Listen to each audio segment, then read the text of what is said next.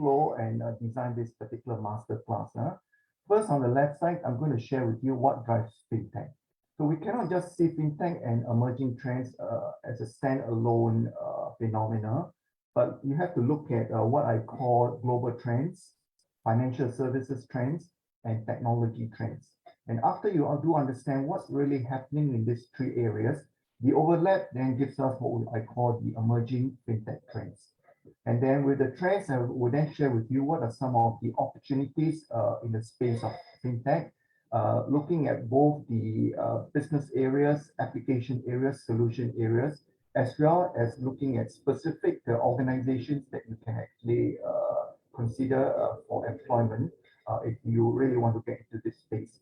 And finally, I'm going to share with you what are some of the skills that are really needed that employers as well as fintechs need in order for themselves to really participate fully in this emerging, exciting space. So before I start, I just want to share with you, typically when I present in this kind of seminar, I noticed that there are three groups of listeners or participants. The first group are those who make things happen, meaning that after they listen to the master class and our information session, you quickly sign up and get yourself equipped or look for a job or start a fintech. And then there's a second type of participants. They just wait for things to happen. So they're always waiting for someone else to do something or someone else to call them. So these are what I call the passive waiters. But let me share with you the third group. So the first two groups, the first group is those who make things happen. The second group is those who wait for things to happen. And the third group is those who wonder what happened. It's a very pitiful state to be in. So I hope that, after my seminar, you will not be in the third group wondering what actually happened. So the idea is that, I want to give you a really good overview of what's happening in this industry. And then hopefully that you can be a very active participant and contribute not only to yourself, but to your family and also to the industry in this space. Okay. So first, a quick introduction and background of the area of fintech. So I'm showing you a map of the Singapore ecosystem of startups. So the reason why I'm sharing this with you is some of you actually may not have the idea that actually Singapore has a thriving startup ecosystem comprising of VCs or VC investors, accelerators, and then you have companies, incubators, as well as Institute of Higher Learning such as SMU involved in this, and as well as the active participation of government agencies. Now, surrounding the center is all the various types of startups. And for your information, every year Singapore has roughly about 50,000 startups, of which about 5,000 are actually startups using technology. And of this 1,500, roughly about 1,500 are actually in the fintech space. So we actually have a very thriving ecosystem. Now, just to give you a broad brush, there are a couple of startup trends that we see in the area of technology, application, and ecosystem. And for this particular masterclass, I'm really going to focus on the area of fintech as well as the technology that relates to fintech and the ecosystem that relates to fintech. Okay, some numbers to give you an idea of what's happening now. Every year, roughly about 50,000 are actually invested in fintechs. So you can see that investors are pouring a lot of money in this space. Obviously, investors don't put money for fun. They do it because there's a potential for greater returns. 2/3 of financial transactions are now made online. And the most frightening statistics here is that 40% of existing bankrolls will definitely be disrupted by machine learning and what's going on in the fintech space. And every year, there are about 500,000 new fintechs each year. And then the other important thing is that there's a big group of people who actually do not have good access to financial services. We call them the unbanked or underbanked. So roughly, there are about 2 billion.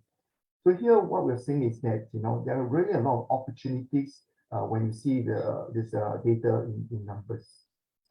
Now, just last year alone, which was a COVID year, the total amount of fintech investments that have been poured into this industry and reported by a credible source called Crunchbase, the $134 billion was invested in fintech alone.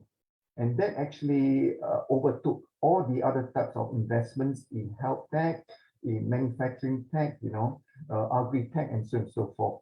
So fintech was last year's the biggest winner in terms of the amount of investment of 134 billion, 177% year-over-year growth. So as you can see, as I said earlier, investors are really paying a lot of great attention in this space and putting in the necessary resources to make sure that they get a good return in this space. Right. Now, what's happening in Asia? Here is a chart that actually gives you an indication. Asia is a rising force in fintech. So in the center of the picture, you can see the major countries, including Singapore, where we actually grooming, the unicorns. And I'm sure you've heard some of the big ones here in Singapore. For example, Grab. Recently, they did an IPO, and it's actually one of the largest in terms of startup that have raised money. And not only are they now more than what I call a decacorn, which is worth more than $10 billion, but they're also going into the digital banking space, where they recently got a banking license with Singtel. So as you know, even in Singapore alone, this year you can expect 4 digital banks that were awarded licenses by the MAS will be launching products and services. So keep a watch for this particular space. Let me go on to the next slide to share with you what are some of the emerging trends and the rise of fintech. So before doing that, I want to show you a quick video. And in this video, what I want you to do is count the number of the ball that's going to be passed between the white team members. Okay. So before I turn on the video, I want you to watch this video and count the number of balls that have been passed between the members of the white team. This is an awareness test. How many passes does the team in white make? Go!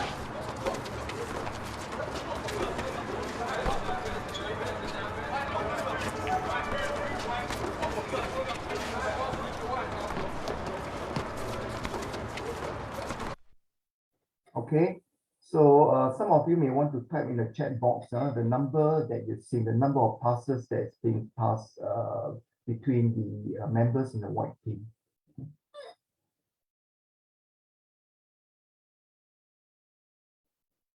Okay, so Jadia reported 10, Balvinda reported 15, okay, Shireen reported 13, okay, maybe just one more.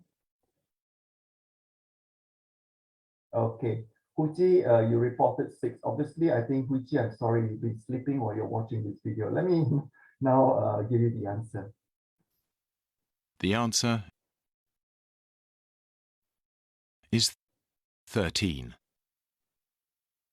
But did you see the moonwalking bear?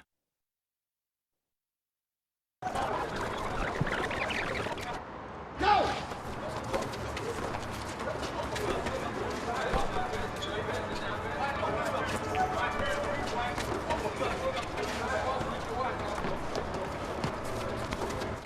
Okay, so I'm going to actually stop this video at this point in time. What's my purpose of showing you this video? Is basically where is your focus? Obviously, all of you were focusing on the balls that are being passed within the white team. So my point about showing you this video is that your perspective is based on what you focus on and not what the reality is. So the reality is in this particular video is there was a moonwalking bear that was strolling and many of you did not spot it. And that's really the nature of trends in the industry. Some of us are aware, some of us are not aware of the trends. So it's really important, like the video, do not miss the important trends that are really happening in the background, because these trends actually impact what's going to happen in particular industry. So in this case, I'm going to talk in the next 20-30 minutes to talk about this area by looking at first global trends, 2, what's happening in the financial services, and then finally what's happening in technology. And when you see the intersection of these three trends, you see how the emerging trends are happening in the fintech space. So basically, that's how I'm going to structure this. Okay? Right. So global trends, briefly, we're all talking about the green environment, the climate changes, and the fact that we need to do something about the environment. And even Singapore, the government has also announced about the carbon tax that will be imposed. So there's a new movement globally for many years, but I think that will be heavily focused in the next few years on environmental, social, and governance. Two, many of you now, some of you obviously have come back to work in your office, but I think the new normal will be a mix of hybrid work. And again, that's going to be an impact, and we never know what will be the next pandemic that will hit us. So now at least the world is now very sensitized to the fact that pandemic do really impact the world. Then the big resignation. So right now, as economies are coming up, and many of you have stayed at home, you may be wondering whether you should change your job because you realize that maybe you're in the wrong industry or wrong career. So we're anticipating also that's happening globally, not just in Singapore. And then the multipolar world, and probably that relates to what's going on as you see a symptom of the war in Ukraine. So we're going to see a world where there's going to be multi-poles, the West, the rise of China, and then countries are looking inwards. And finally, one of the global trends to watch for is inflation. And the IMF last week warned about stagflation, meaning a combination of inflation and stagnant growth. So these are really some of the trends that are happening globally. And then if you look on the left, financial services. So it's a McKinsey in the 2019 report about state of banking said that there's been a declining banking return on investment, which means that shareholders obviously are not happy because the banks are not generating sufficient returns for the amount of money that investors have put in. So investors are actually turning towards a fintech and all that, where they can make 10 times, 20 times, 30 times what they can actually, what they've invested in.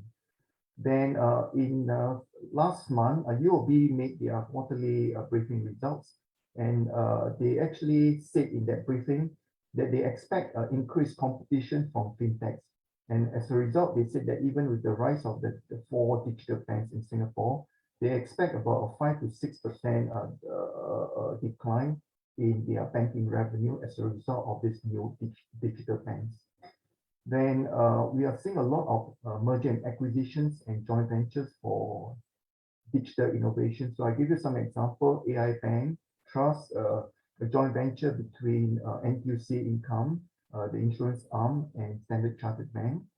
And then we have the famous Singtel Grab consortium. So we're actually seeing a lot of these M&As and JVs happening. Investors are seeking multiple times for their investment. And finally, the regulators like the MAS, HKMA, Bank Indonesia, Bank Negara are all issuing fintech and digital banking licenses. In fact, we are expecting a Bank Negara in the next few weeks to announce who will be the winners of some of the digital banking applicants in Malaysia as well. So you can see that's what's happening in financial services. And let me now talk about the technology trends. I'm sure many of you have heard about AI, and my colleague later who will be sharing with you, Professor Thng, is actually one of the experts in the AI space. So the rise, I call it the rise of the robots in the technology trends, and then the use of robotic process automation, and then the cybersecurity, as you know, plenty of scams, and wherever there's money, you get crooks are very, very attracted to this particular industry. And then 5G, where the increase in the broadband capacity as well as speed will actually encourage the very significant use of sensors or what I call IoTs. So with sensors IoTs, there's going to be a lots and lots of data that will be captured, and the field of analytics will be heavily used to ensure that the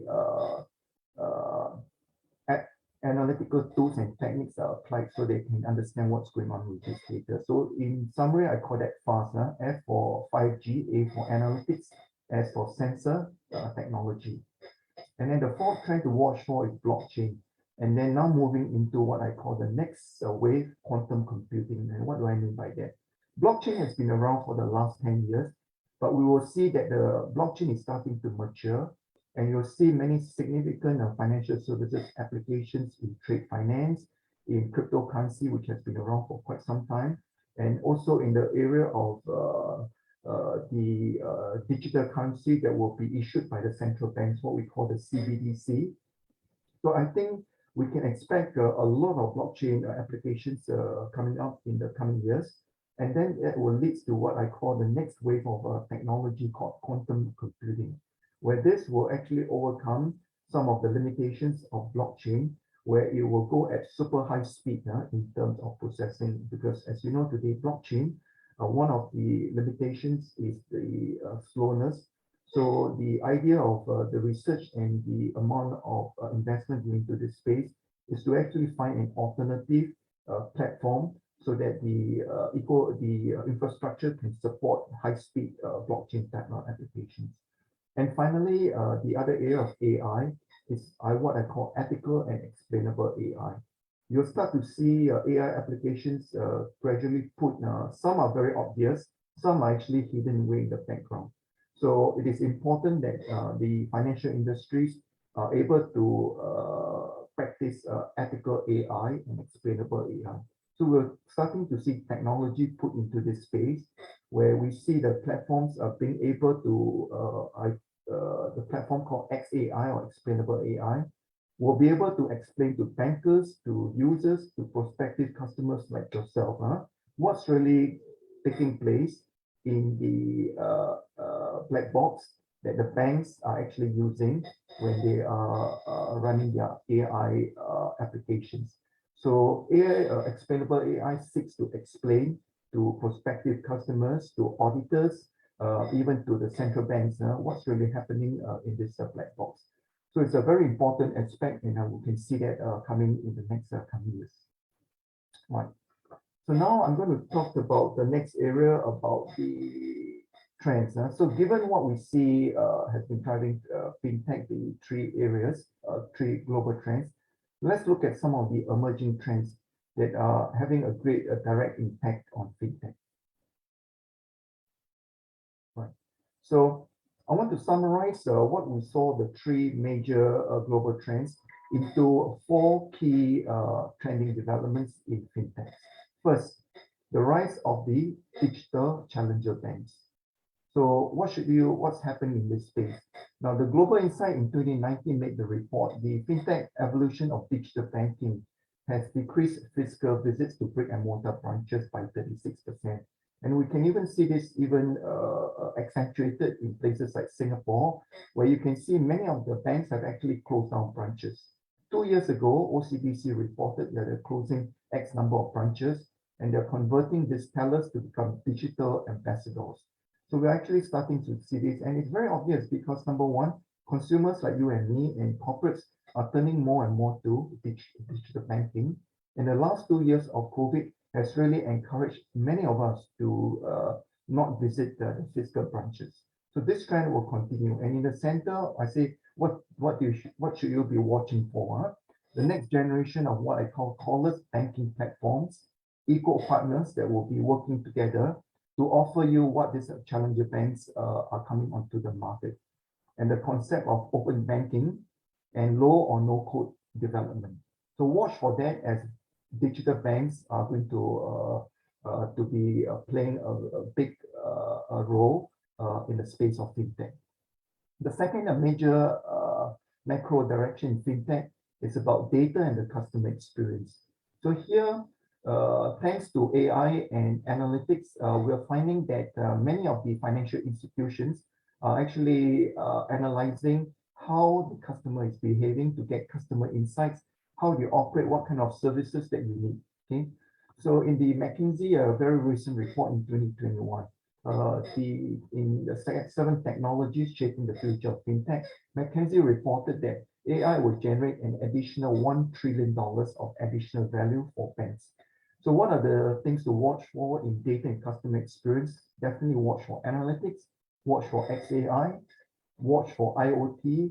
And as I said, IoT, there's going to be a big push because of the implementation of 5G, which will enable many of these IoT devices to send, transmit, as well as collect data. And then customer journey, cloud containers, and edge computing. So watch for this in the data and the customer experience trend. In the third, the macro direction is payment technology and going cashless. Now, payment technology actually is one of the early pioneers in the fintech space. And I believe that this particular trend will continue going on for many years, but I think you're going to see different forms. So what do I mean? First, payment technology will be impacted by ESG, meaning that in the move to go green, many of the rules, regulations, and financial incentives will favor those companies that actually will move away from printing currency, giving you plastic cards, and so on and so forth, because of this environmental impact, right?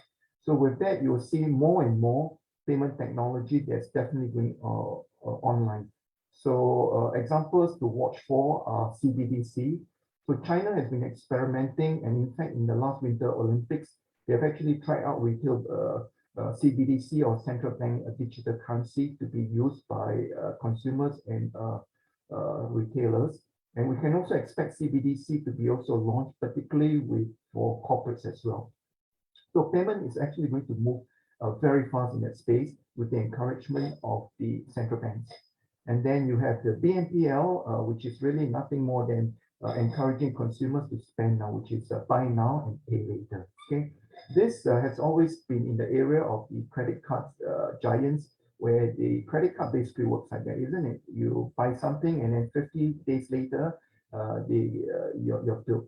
But in the BNPL space, the fintechs are coming to actually overtake the credit card in this space and give you installment type payments. Now, another trend to watch for in payment technology is what I call the transparent checkout. Basically, these days, it's a real pain whenever you're queuing up at your NTUC, Cold Storage, or your giant supermarket or Shenzhen. It's the waste of time at the checkouts. In fact, it's probably the area where it frustrates the customers and actually slows down the purchasing process. So watch for this space where fintechs are coming up with what we call transparent checkout. That means just walk through the out of the supermarket without having to go through the pain of using either QR code or using tapping and so forth. And then finally, in the payment space, watch out for EWA, which is the earned wage access. Basically, it means that today we have many in the gig economy where they are paid on a daily basis or daily rated.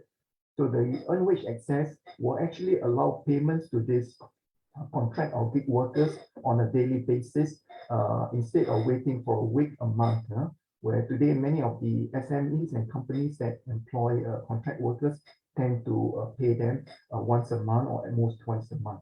So with EWA, we're starting to see fintechs coming in to actually offer almost immediate payments the minute the gig worker has finished his work. So we are starting to see that in the payment space as it evolves. Finally, this is also going to be a really big space to watch for, embedded finance.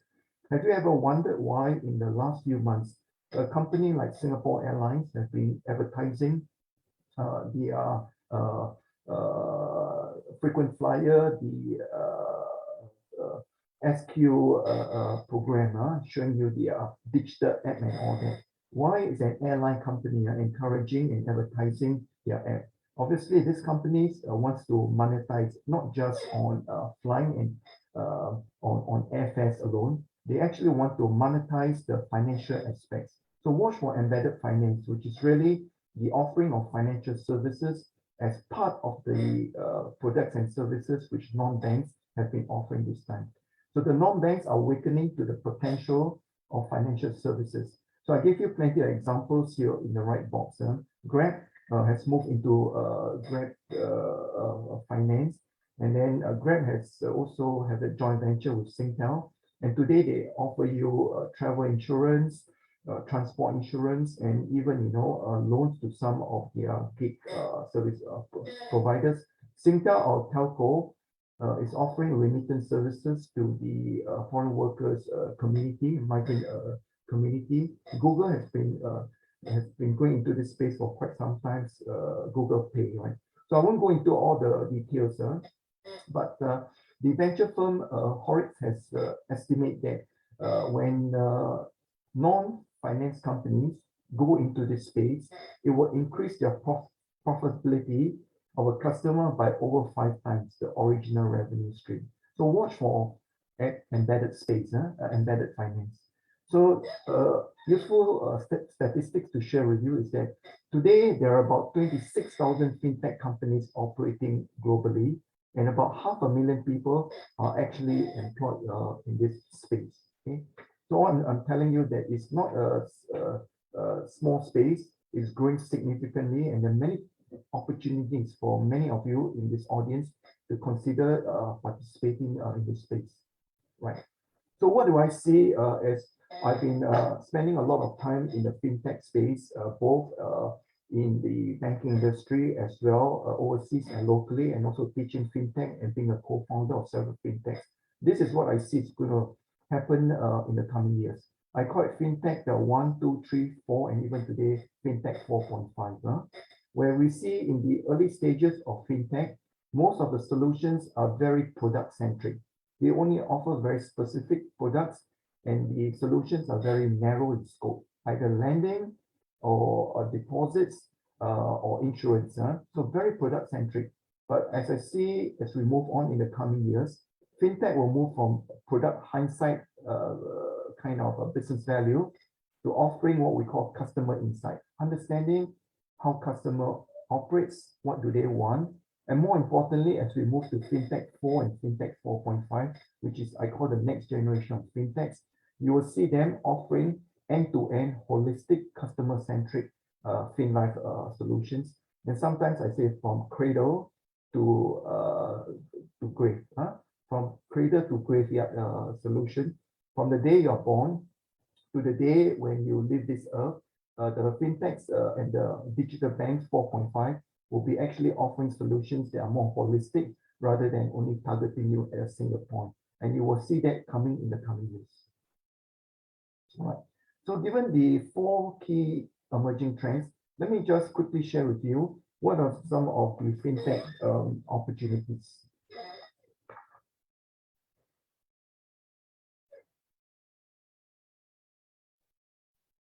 Okay. So,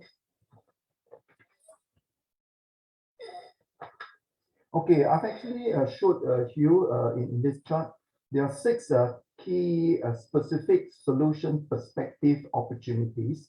And this chart will tell you in the 6 areas, where are the likely kind of fintech solutions that are coming up, so that if you are interested in this space, watch for some of these solutions that are coming up. First, in the area of green finance, the MAS and many of the central banks and the industry has been encouraging green financing. So watch for the space of tracking of the use of resources, monitoring them, tracking them, and metrics. So this is one area where I think measurement standards are coming up. So there's an opportunity as a fintech to actually work in this space to help companies monitor, track, and then measure the amount of pollutants that are destroying the world, and also helping banks to actually finance companies that are going green. So this is what I call green financing, where I believe that the next set of fintechs will be working in this space to offer investors the ability to finance green projects. So there'll be fintech coming up in this area to allow retail investors to fund and finance this space. Next, carbon banking. So this also will be the next big thing, started off in the EU, and it's going to hit Singapore as well in the coming years. So carbon banking will be an area to also watch for. Next set of opportunity will be in digital banking. Earlier I mentioned about fintech 4.5. So this is what I call the end-to-end cradle to graveyard digital life banking solutions that will be coming up. So what you see in the early stages of some of these so-called digital banks, I would say are very narrow in scope. They typically either offer loans or deposits, but there are very few in fact. But you will see the next generation of what I call digital banks. This will really encompass end-to-end cradle-to-grave type of banking digital services for you. And I believe these are the key winners that will actually be the ones that will be sustainable in terms of profit, and that's where investors will be putting money into this digital banks. The next area is AI. So I mentioned earlier about the need for ethical banking and trusted banking.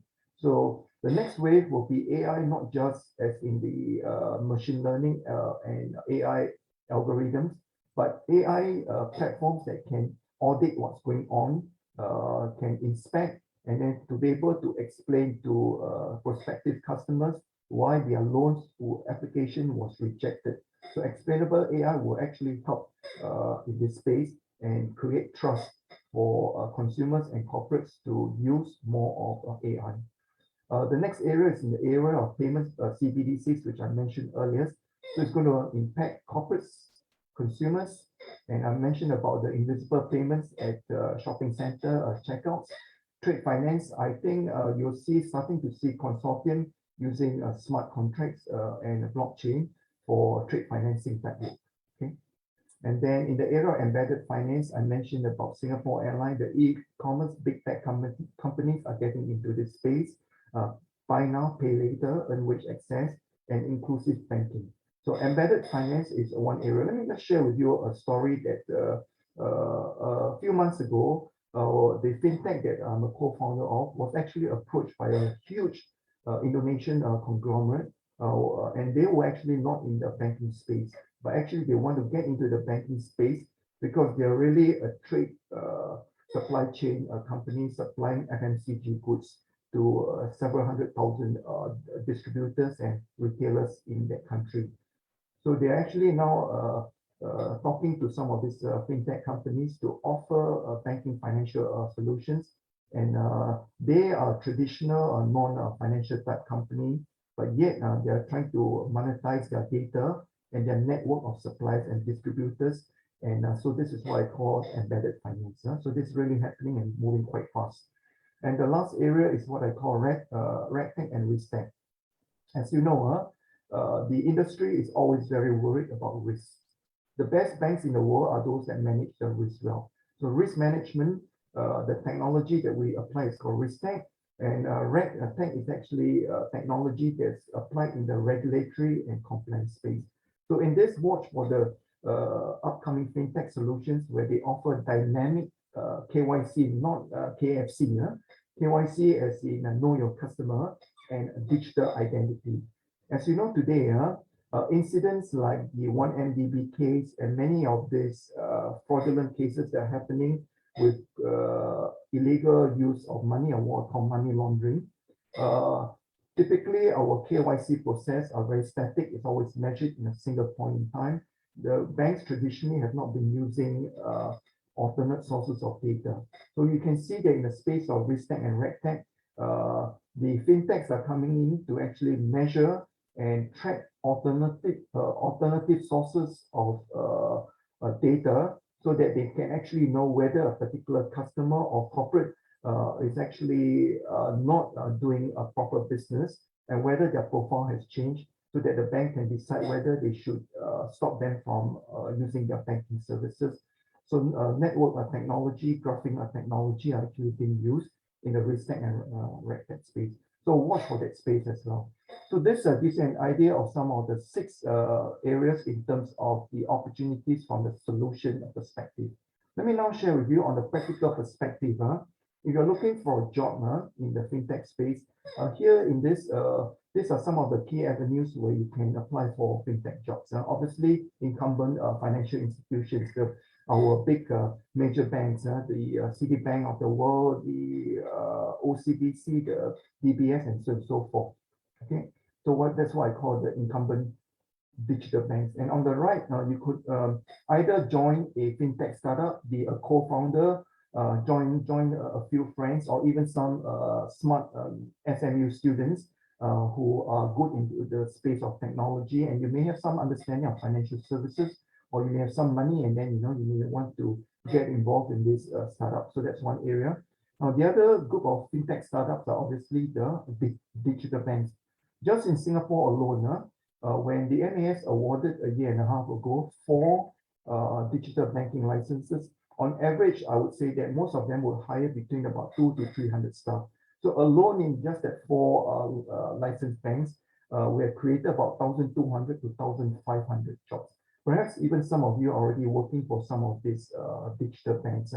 So fintech startups, you could either join an established or a new startup, or even co-found a startup yourself. Okay.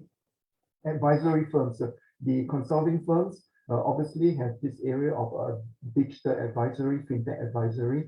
So that's also another area. Accelerators, incubators, these are the ones that actually are called the mini MBAs, where they offer really high-speed compressed learning.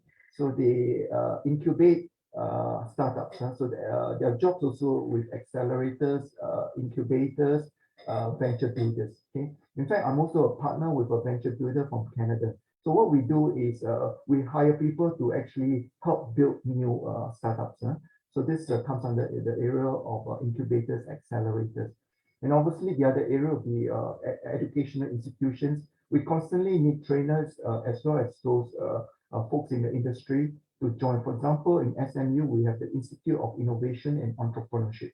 So every year we incubate about 40 to 80 startups. And so these startups, some of them are also quite well known in the industry, and some of you probably have used some of their services. So educational institutions we've set up departments as well as training centers to actually train startups as well. So there are also job opportunities in there, or if you want to, you can get some training as well with this higher institution incubators. Right. So the next important thing I'm going to share with you is, given that I've shared with you the trends, what's happening in the fintech emerging area, and some of the key opportunities and where you can work, the million-dollar question is, are you ready? No point telling you where are the opportunities if you don't get yourself ready. So someone once said to me, in life, 3 things are very important. The head, the heart, and the hands. The head is about knowledge acquisition. The heart is your motivation, whether you're motivated enough, whether you're hungry enough to actually get yourself equipped with the right skills. And the hands is the ability to be equipped with the actual skills, competencies, so you can practice on it.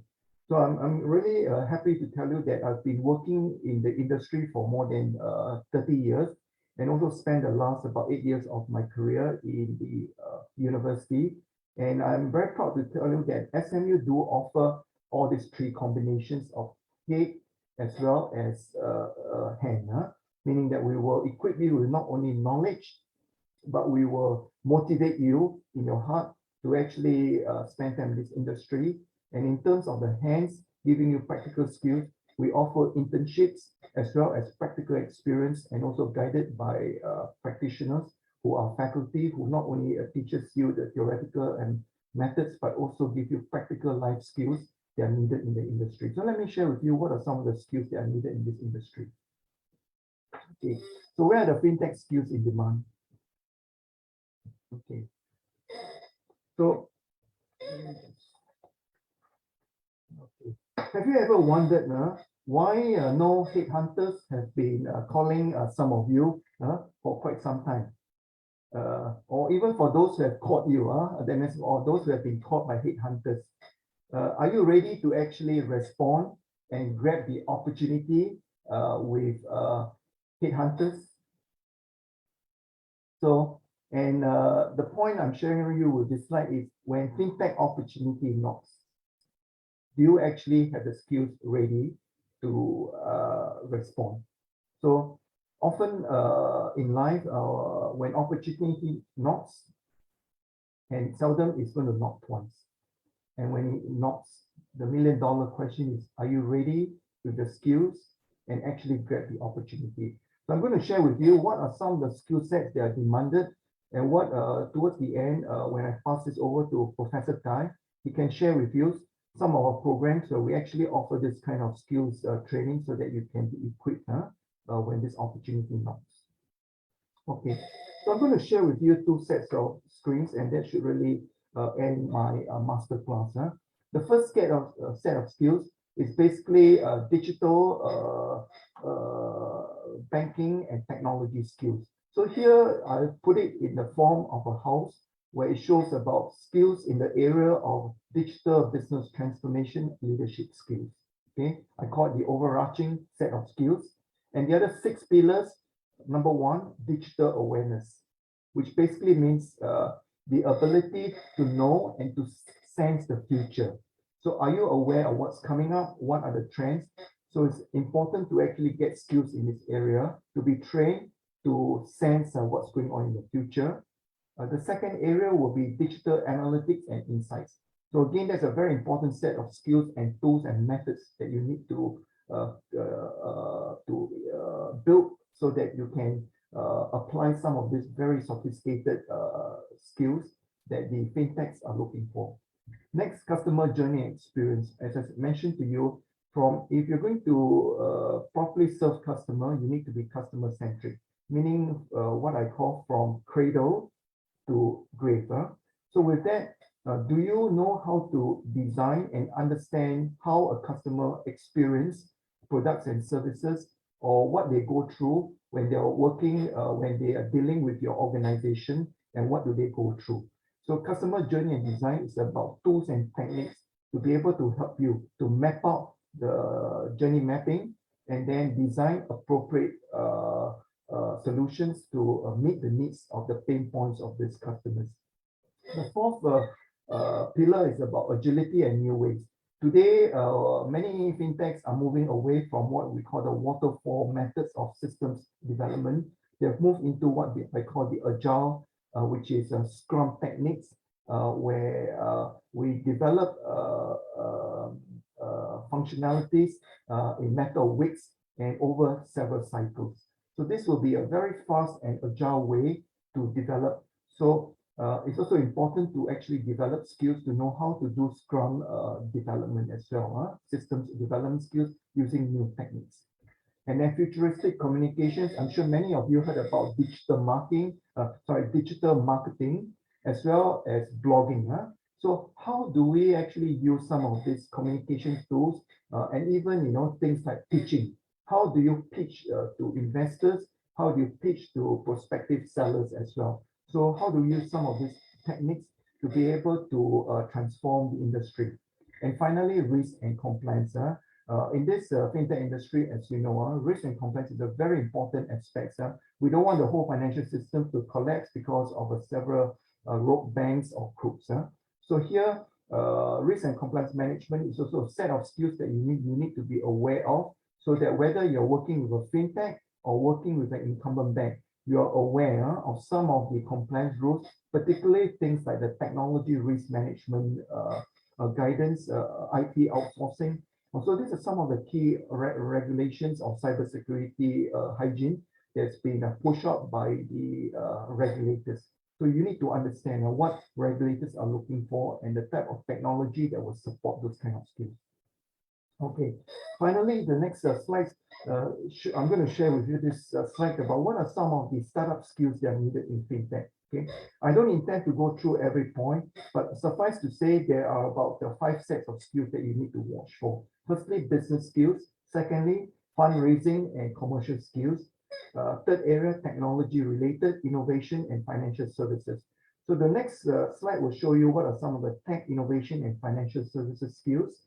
And then in terms of the business skills, running a fintech or a startup is no different in terms of running a business. So making sure that you're able to do business development, able to assess risk and not take blind risk, able to do business networking, to have good negotiation skills, to be able to engage with clients and so on and so forth. So business skills are very important, financial skills, looking at cash flow. Again, I'm very proud to tell you that when you join SMU in any of our several of our master's programs, including our MITV, you'll be also equipped with many of these skills so that you can actually figure out, things like contracts, and then when you're in disputes, what should you do, right? And then in fundraising and commercials, many fintechs die because they don't get enough funding. So here, the skills and techniques of fundraising, how do you value your company? Is your company undervalued, overvalued?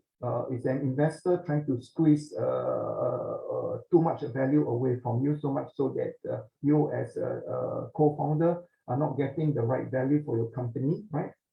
And then what are angel investors? What are VCs?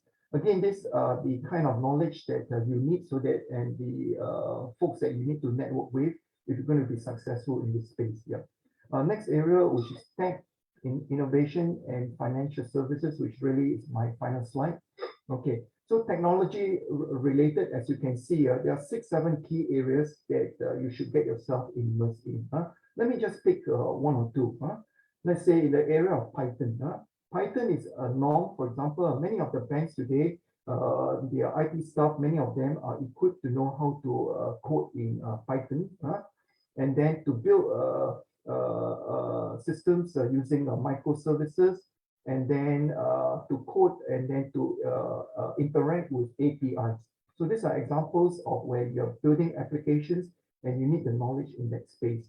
And finally, let me just talk also about innovation.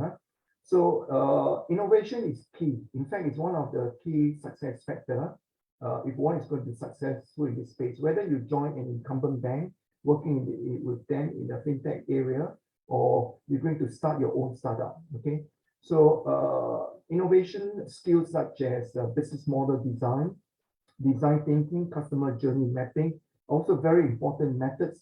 And here again at SMU, we will train you and actually give you a real life project experience working on this kind and applying these techniques. Okay, lateral thinking is obviously a very important, thinking out of the box.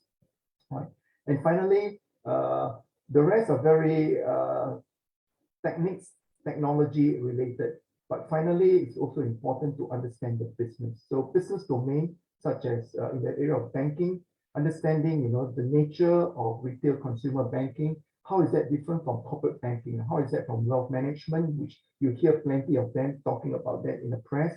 What's private banking? What are the kind of products? What do their customers look for? What is investment banking? What are securities? What are CDOs, and so on and so forth? And can we actually offer fintech services? And you can only do that if you understand, what the kind of businesses and the products and services that they do, and the pain points they experience in these areas. So besides banking, there's also the non-banks, the insurance, the securities, hedge funds, asset management. And then in regulatory and compliance, what do regulators do? What do they supervise? What do they watch for? What kind of technologies will be useful to solve the pain points of regulators as well? Okay. And finally, risk management. How do we use fintech to actually solve a risk that bankers face or regulators face? So here you need to understand, what is risk management? What are the different types of risk? Operational risk, market risk, credit risk, and then how do we use that knowledge to develop fintech solutions in that space? Okay, so I think I'm going to finish at this point in time. And so at the bottom is to share with you. In our MITV, we have 4 key tracks if you join us for this very competitive program. So you can enroll yourself in the financial technology, or in short, the fintech and analytics track, or the analytics track for those who want to specialize more in prop-based analytics, or the AI track, and finally the digital transformation track. Okay, so I've actually finished my master class covering with you the key trends that are driving fintech. And as a result, what are the 4 major fintech macro trends that we're seeing? And then looking at the specific fintech opportunities from both where the employment opportunities are, as well as where the solutioning will be coming from. And finally, what are some of the key skills that you've got to get yourself ready? That means getting your head and your hands ready. And finally, as I promised you, towards the end, I'm going to share with you what this lady, Mariko, has got to do with this masterclass on fintech opportunity. This lady, let me just quote, in fact, this was an article that came out in the Straits Times just a few days ago. This is what she says, Mariko. She's 63 years old and she says, it's a waste of time to think about days gone by. What's important is the here and now and the future. How can you improve yourself in the days to come? So basically, what's her situation? She was, like you and me, a very aspiring young woman in her 20s, 30s, where she really wanted to be an Olympic marathon runner. Okay, but somehow, like most of us, many events overtake us, and sometimes we don't get the opportunity to do what we really want to do, right? So in this case, she actually tried to get into the Olympic team in Japan, but she was always one of the fastest runner. But unfortunately, in the selection, she was actually beaten by someone who she constantly beat. So she was really very upset that, she should be the Olympic team. So as a result, in her 30s, 40s, she started her family, built her, her family and the kids and her career. So she decided that once the kids are big in her 50s, she actually came back into this space again. So in 2019, this is just a few years ago, became the first woman over 60 to run a marathon in under 3 hours. So in January last year, she, at the age of 62, she beat her record at 2 hours, 52 minutes. She broke the record that she created previously. So my point to you is that sometimes in life, don't just look back and then regret what you've not done. So the key message from Mariko is turning regret into a positive force. A comeback story like you get us strikes us as a case study on how regret doesn't have to drag us down. Use the right way, it can inspire us. So I hope that with this master class, give you an overview of what's going in the industry and where the opportunities, and more importantly, please consider very carefully whether you're going to be like one of the three participants I mentioned, those who make things happen, those who wait for things to happen, or those who wonder what happened. So I'm going to pass on the next section to Professor Thng, because I think I've run out of time for Q&A. So unless the organizers want to give me 2 to 3 minutes for Q&A. Maybe we can push all Q&A to the end. Is it okay? Okay, good. So we'll push the Q&A to the end. So I'm going to pass on this session to Professor Thng, who will actually share with you how the MITV program will really equip you with some of the skills. Okay, over to you, and thank you so much for taking this time with me for the master class, and hope to see you sometime on the SMU campus. Thank you. Over to you. Yeah, you go to end the sharing, otherwise I cannot start. Yeah. Okay. Yeah, let me share the screen. Hi, can you see my screen? Yes. Yes, right. Okay. All right. So right. So for the next half an hour, I'm going to give you some information about our program, that is Master of IT in Business. Okay. All right. So okay. Okay, this is me. Okay, just a few years ago before COVID. Okay, right. So just to recap what Ivan has gone through just now, right? In SMU, we actually have 6 schools, and the 6 schools actually work together. And our school is the one that takes care of the computing and information system. So anything related to IT, to computer science, to information system, that is our school, computing and information systems. So in our school, we do have 4 main programs, okay, namely the undergraduate, the Bachelor of Science, right? And then of the other end, there are PhDs and Doctor of Engineering, right? And then in the middle, these are 2 master programs. One is Master of Computing, okay, that is Master by Research. And we are now presenting for MITB, that is Master by coursework, okay? So this is our main program that we are talking about today. Okay, so in terms of the position of SMU School of Computing and Information System, okay, we have our strength. Okay, the 2 strengths that we have is financial services, technology operations, process and services. This is TOPS. as you have already listened to Patrick's talk. So he's very passionate about fintech, and he's an expert in every corner of financial services. Yeah, he's an expert. So he actually conduct many different courses in the school. And the other advantage of our school is business, consumer, and social analytics. And our school is actually good at combining these two together. Because when we talk about business, when we talk about consumer, it eventually leads to a financial services, because this world, we have to generate money for this world, right? Okay, so we are the world leader for both financial services, technologies, operations, and also business and consumer and social analytics. And we do have many research pillars in our school. For example, the two most important are analytics for business, consumer, and social insights. This consists of labs, for example, Living Analytics Research Center, Live Labs. So these are the research labs that is heavily involved with consumers, with social, with business aspects.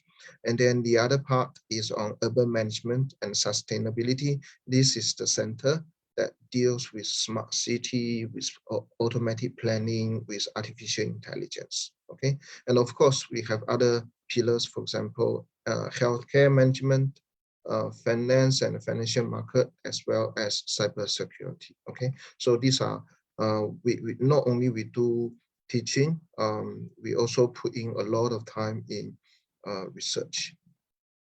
Okay, come back to MITB. Right, we started in 2007, that is 15 years ago, okay?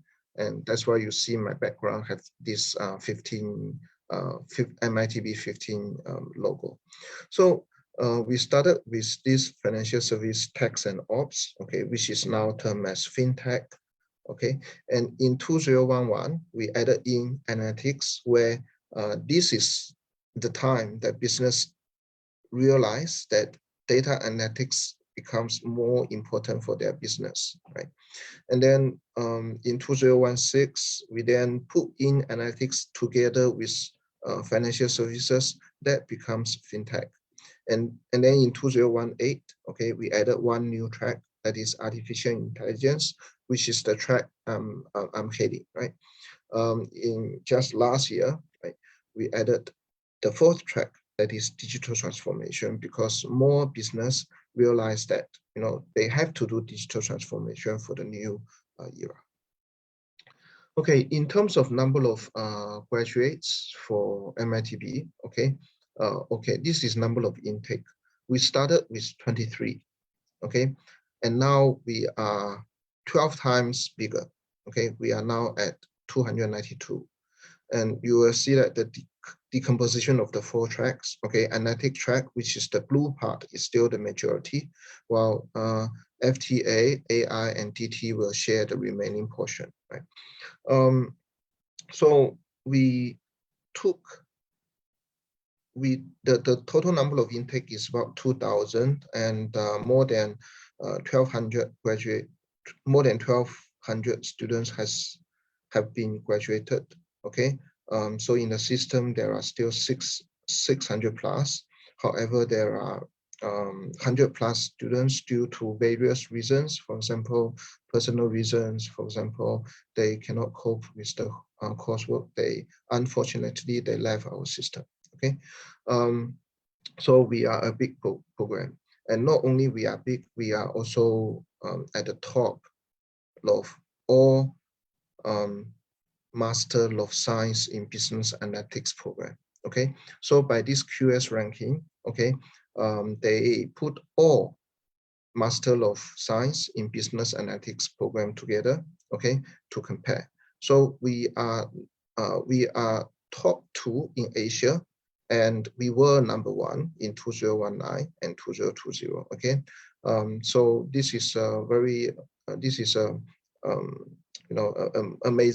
amazing ranking for us, okay? So we are very proud of it. And in terms of where do our students come from, okay? we have about 1/3 of the students from business and finance. Okay, although we are master of IT in business, so remember we are not just IT degree. We talk about how IT can be applied in finance and business. So of course, finance and business students will have their advantage, as in they know, in which part of the business process they actually need to apply IT. Okay, so we have 1/3 of students who come to the class with business and finance background, and we also have another 1/3, okay, from engineering. Okay, engineering is a very strict discipline where people follow certain procedure to do something. So of course, for this group of people, they come to our program to gain more business sense. Okay. And of course, we have 20% from computing and the other students from various backgrounds, for example, 10% of science and 9% of arts and social science. Okay, so we have very diverse background of our students. And internship is an important component in our program. Okay, so many of our students actually go for 5 to 6 month internships. So these are the internship companies they usually go to. So you can see that there are some government organizations, there are banks, there are startup companies. Okay, so these are the companies who will use more IT related on their business. Okay. Okay, so similarly, after they graduate, they will also go to places like, Shopee, GIC, DBS, Facebook, for this kind of places for their job. Okay, and many of them actually stayed with the internship company, and eventually they also find a job there. So it's a kind of fluent process where they get internship there, they are recognized, right? Then they subsequently they get a job opportunity there.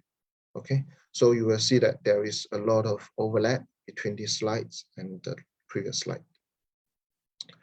Okay, for our courses, okay, we divided them into 6 categories. Okay, for each of the first 4 categories, they actually map to one of the track. Okay, so for example, financial technology is for fintech track students. Analytics, technology and applications is for AT track students, while the artificial intelligence and application courses is for my AI students. Okay, and when the last one, Practicum, is basically either internships or capstone projects. Okay, which you get some real application experience on top of what you have learned. Okay, we also have this IT management. This is so-called tech series. These are the courses common to all 4 tracks. Okay, so which means whichever track you come from, you have to take some IT management courses. Okay, when I'm saying that these courses are designed for the students, it doesn't mean that these courses are restricted to these students. Okay, for example, an AT students, analytics track students, they can also take courses from AI if they are interested in. Okay, so our students have a lot of choices on what are the courses they can choose. Okay, of course they must fulfill the core course first, and then at the elective part, okay, they can choose courses from other track. Okay, all right, so for example, in financial technology, there is digital banking and trends, corporate banking and blockchain, digital transformation in retail banking technology, digital payments innovations. These are all the current financial technology related courses. And of course, we also added in some new courses, not only on risk tech and regulation tech. Okay, it is also on NFT, which is very hot now, and CBDC technology. Okay, in terms of analytics track courses, we offer most number of courses here. That is because we have most number of students here. So the core course are like Python programming and data analysis, data science for business, as well as applied statistical analysis with R. And once you clear these core courses, okay, you can take each analytical courses on each different application area. So for example, if you want to analyze text data, then you can take text analytics and application. If you want to understand what is the social network, okay, you take social analytics and application. Okay, and of course, there is also a course called Applied Machine Learning, although it is an AI course, but many of our AT students actually take Applied Machine Learning as a supplement to other analytic courses. Okay, all right. Right, this is something I'm familiar with, right? For artificial intelligence and application track, okay, the core courses are intro to artificial intelligence, algorithm design, implementation, as well as applied machine learning. And then we offer 3 deep learning courses for our students. They serve as electives. Okay, these are deep learning for visual recognition, natural language processing for smart assistants, and recommender system. So these 3 courses targeted at one of the 3 application areas of deep learning. Okay, so we covered them all. And then, of course, for AI students, they also need to take some courses on uncertainty modeling, on intelligence system. So they have to take one of the course between AI planning and decision making as well. And the other course is multi-agent systems. And for this year, we actually added in machine learning engineering, which is a new course that talk about how do you deploy the system, how do you monitor the system, how do you improve the system on the cloud. Okay, and then we also offer an introduction to reinforcement learning to let our students to feel what is reinforcement learning and how reinforcement learning can be eventually applied in their decision-making process. Okay, digital transformation. This includes digital transformation strategy, digital organization and change management, and agile and direct set operations, product management, okay, and of course, even some experimental design thinking course. Okay, so basically, if you are the business owner who wants to do digital transformation, you have to understand, you know, before you do digital transformation, what are the essential preparation works you have to do. Okay, so for example, you have to do some change management, you have to do some reorganization of your company for this digital transformation. Okay, all right. So then we come to this common basket. Okay, that includes cybersecurity, includes IoT. All right. And of course, there's a core course here that is spreadsheet modeling for decision making, which teach our students how analytics can be done on spreadsheet and how this optimization can be done there. Right. Practicum, okay, as I said, Practicum has 2 types. One is internship and the other is capstone project. Each of them costs 2 CU, okay? So the duration is about 6 months, and you are supervised by both the company supervisor and also our Practicum manager, which will help you to keep track what you have done for this internship. Okay, so by the end of the internship, your report, your progress report, your final report, your posters will be part of your evaluation materials. Okay, and we also have some we also have 2 open electives where you can choose from other schools. Okay, so for example, from accounting, from finance, okay, you can choose your school. And we also have this special arrangement with the School of Law. Okay, this is they actually designed this new course, AI Law and Ethics, for MITP students, because this is the course that talks about how do we manage the ethics in the AI system. Okay, which I think very important for MITP students.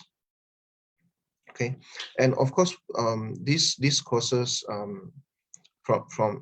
we have a list of shared courses from other programs. So when students are ready, okay, we will provide them a list, this list, okay, but this list will change every year because as other program, they will also have some new courses coming out every year.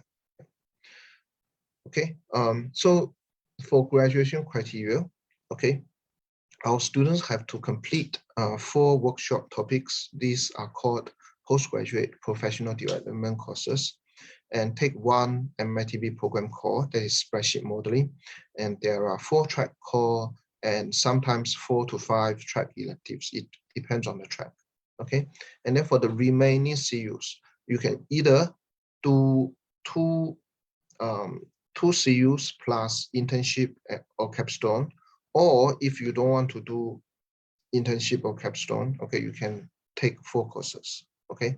And out of these 4 courses, at most 2 of them can be chosen from other SMU master programs, okay? All right, so if we look at MITB graduate survey, okay, we will see that because the DT is a new track, so we don't have the statistics. But for the remaining 3 tracks, you can see that the gray part is the accepted offer at 6 months after graduation. It is as high as more than 90%. Okay, and for the orange part is after within three months after graduation, it is as high as 80%. Okay, and you also notice that there's a blue bar. Blue bar is accepted offer at graduation. What does it mean? It means at the time they graduate, they already have an acceptance offer, which means probably they have already secured a position during their internship. Okay, that is also very high. And you can see for AT track is as high as 70%, AI is 60%, and FTA is 40%. Okay, in terms of salary they are earning, okay, we sampled 3 places, Singapore, China, and India. So you can see that the median, okay, in Singapore is about 60,000 a year. In China is about 230,000 a year, and India is about I cannot count how many zero. Okay, 2.4 million rupee. Yeah. Okay. Right. Okay. So we do have some. If you still stay with us, I guess you are interested in joining us, right? Okay. So let me make the entry requirements more details with you. All right. So we encourage people with strong IT or operation work experience to apply. But of course, we are not limited to professionals with strong IT background. If you don't have strong IT background, you can also apply. Okay, and there's 2 special requirements for 2 of the tracks here. Okay, one is for AI track, because AI track actually requires you to code for almost all courses, no matter it's machine learning course or decision-making courses, okay? So for AI students, I want to make sure you like coding, okay? Because if you don't like coding, it will be very painful for you to go through all the courses, okay? You will be struggling. So I want you to provide a coding artifacts together with the application to ensure that, coding is not something you hate, right? You feel comfortable with coding, and this coding artifact can be your coursework, can be your company work, okay, if your company don't mind to share. And if you don't have the above 2, okay, you can also take 2 questions from leetcode.com, okay, try to solve it, and then submit the solution to me as coding artifacts. And then for DT track, 2 tracks, 2 special requirements, right? For DT track, okay, we require you to have 3 years relevant working experience, okay? So because digital transformation, for you to study digital transformation, you must first have a very deep understanding of digital transformation, understanding of business process, okay? And then for people who did not use English as a medium of instruction in your undergraduate study, okay, you are required to submit your IELTS, UKVI, or TOEFL score, Okay, so this is to show that you have enough English fluency in study this course. Okay, so the other part of entry requirements is that you have to get a valid GMAT or GRE. Okay, because we are a program that bridge in between IT and business, so we take both GMAT and GRE. However, if you have a local degree, okay, you have a degree from 6 local universities, NUS, NTU, SMU, SUTD, SUSS, and SIT. Okay, we could give you Smu Admission Test. Okay, this is a case-by-case kind of approval, right? So Smu Admission Test is online, it's more flexible, but it doesn't mean that the Smu Admission Test is easier than GMAT or GRE. Okay, so of course, if you have a very high GPA from your undergraduate study, okay, we could exam your GMAT GRE test. Okay, so so for example, for Smu alumni, the CGPA should be above 3.4 out of 4. For NUS and TUS UTD, because they are using the 5-point system, so the GPA should be above 3.6 above 5. All right. Okay, and we do have a list of scholarship. And if you think the characters here is too small, you can always go to website mitv.sg to look at these scholarships. And I want to highlight one of the scholarship to you, that is Mitv 15th Anniversary Outstanding Candidate Scholarship. Okay, is it here? Yes. This scholarship is valued at 15,000. So the eligibility criteria is having outstanding academic results, demonstrate leadership potential, and is resourceful, creative, innovative, and also must possess qualities of Mitv ambassador. Okay, this is not safety ambassador, this is Mitv ambassador. Okay, we want you to set a very role model. We want you to be a role model for our fellow students. Okay. And recipients must maintain a GPA of 3.0, okay, out of 4. Okay, so what is 3.0? 3.0, I think, is a grade of B, okay, which is not too stringent for scholarship holders, okay.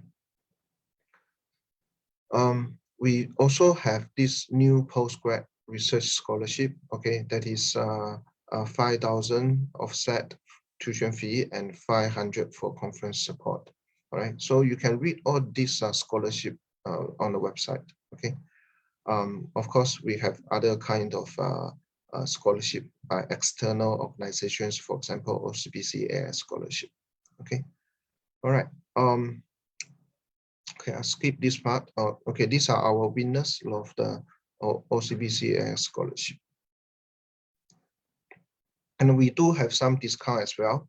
For example, we have discounts for SMU alumni, SUTD alumni, and also for students who have ever participated in international students exchange or global summer program organized by SMU.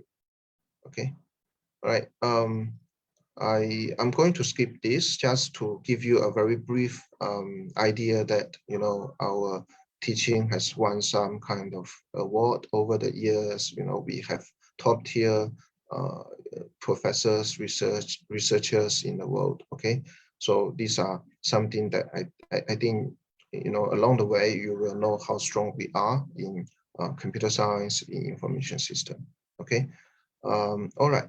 Let me skip the achievement part. We also have a lot of interaction with industry. So for example, for MITB Day 2021, on that day, we invited Professor Jacob bin Ibrahim, okay, as our guest of honor. And this is the official launch of our digital transformation track, okay. And then, of course, for AI track, we also have some MITB conferences to talk about artificial intelligence. And, you know, there was yeah, I missed that time 4 years ago before COVID. All right, so just for today, we have some good news recently that we are going to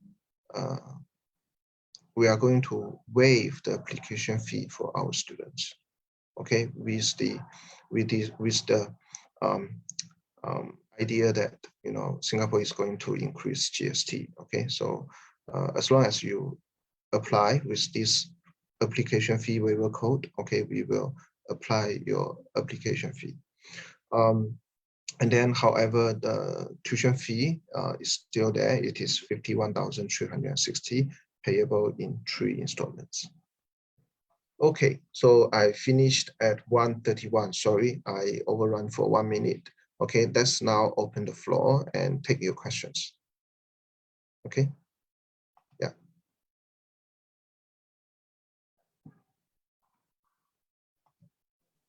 Okay, let me see.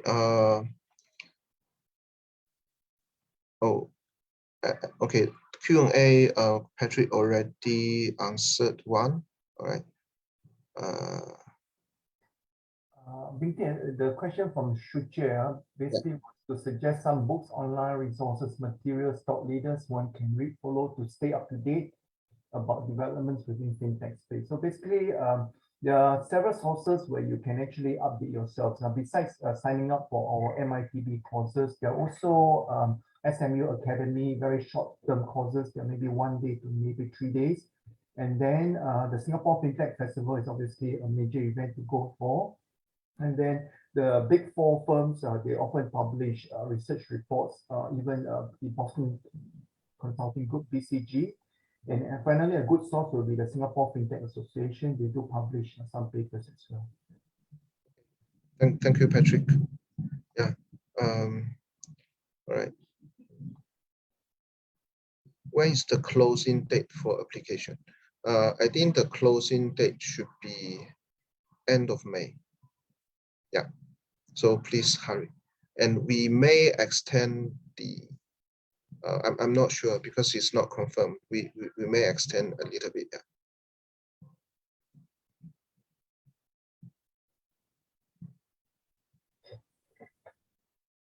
Okay. Did I miss any question?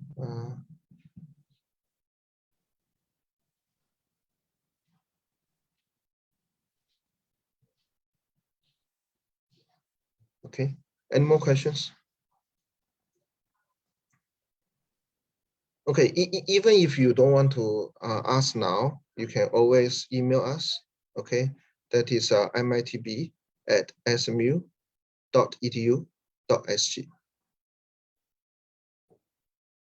Okay.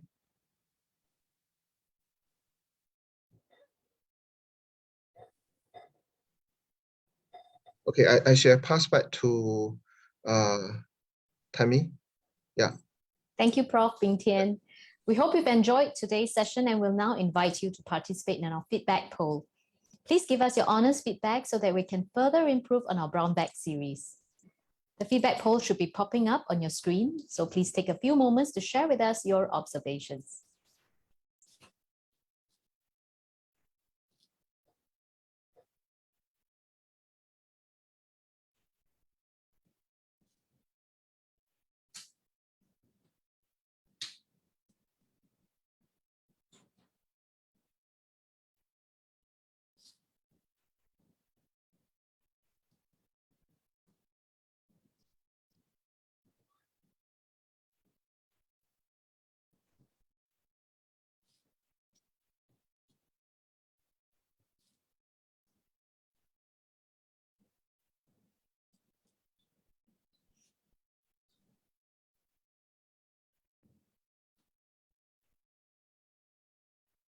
Thank you very much for your feedback and for joining us today.